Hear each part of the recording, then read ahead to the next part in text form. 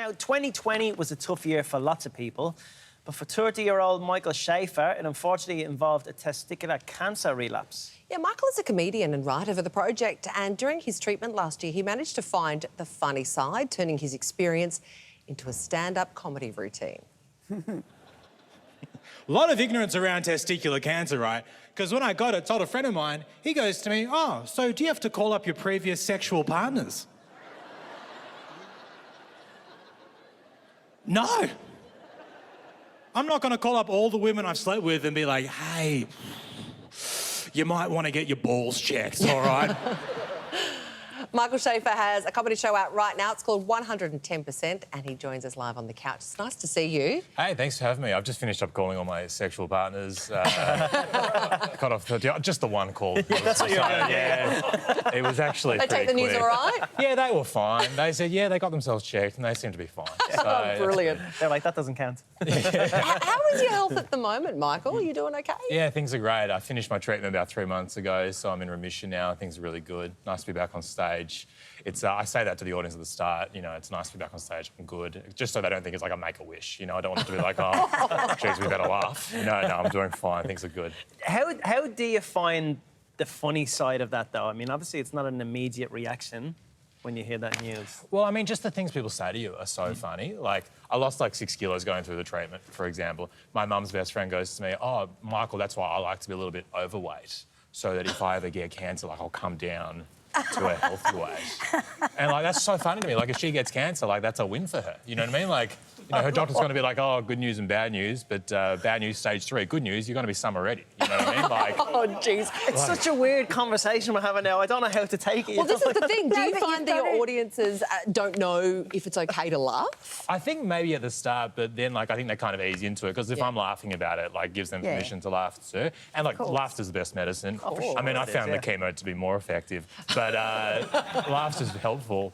But, like, some people don't have a huge sense of humour about it, and that's totally fine. Like, I was doing a show the other week, and a lady started heckling me, and Heckling you? yeah, Saying yeah, what? yeah. And after she comes up to me and she goes, "Oh, I'm a naturopath."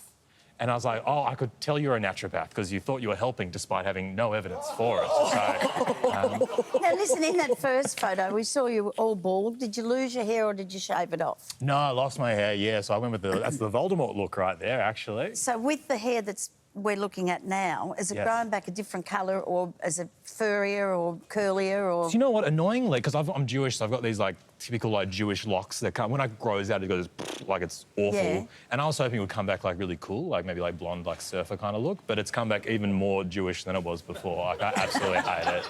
It's so bad. Tell me, 30 seems very young to have this type of cancer. Yeah, well, I was diagnosed when I was 26, actually. Wow. Yeah, back in 2017. But yeah, it kind of hits men. It's actually kind of, I think, the most common cancer amongst men, like, under 30, I think. So, you know, the whole messaging about it is, like, for young guys, you know, check your testicles and just make sure that they're not, you know, changing or anything like that, you know? I was about to ask, can you tell if there's something wrong?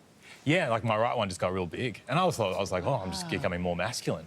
But no, it was getting unhealthily big. So, yeah, I went and got it checked. So I'm going when- to check mine after the show. Yeah, please do. I mean, I've got a naturopath outside who can hardly have a look if she needs, so... So what happens then when they give you that diagnosis and that you're 26 and they say you have testicular cancer? What happens after that? Do they take one?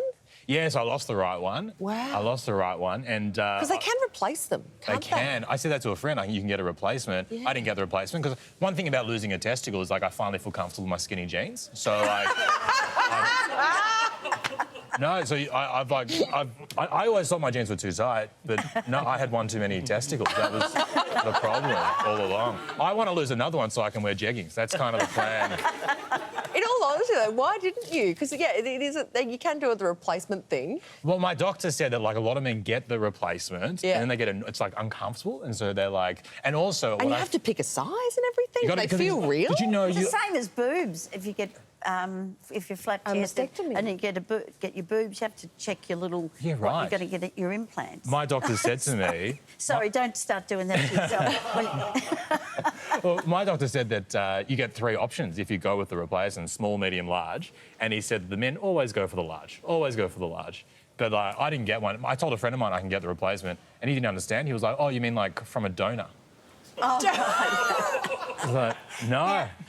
Your friends are hilarious. Yeah, they're pretty Your funny guys. friends don't know nothing They're about more, this. they're more just dumb, to be honest. So Does it change whether you can have kids? Does it can affect that. Fortunately for me, like before I started treatment and everything, I went to an IVF clinic and did a sperm donation, and right. so I'm fine, which is great. Yep. But and funnily enough, when I did that, my girlfriend came along as support, and my Jewish mother came along as well, just to kind of the be chicken there. soup. Yeah. So while I'm in the room doing the thing, my girlfriend and my mum are just like hanging out there together. I don't know what they're talking about. I presume mum is like, does it usually take this long? Like, I don't know what they're talking about. It was. How do you do that when your mum's outside? It's actually probably my greatest achievement, managing to do that. Knowing that my mum and girlfriend are waiting for me in the corridor, it's an awful experience. Would not You recommend. do what you've got to do, don't you, Michael? Absolutely. Yes. You are very funny. Michael Schaefer's comedy show, 110%, starts at the Melbourne Comedy Festival. It's next week.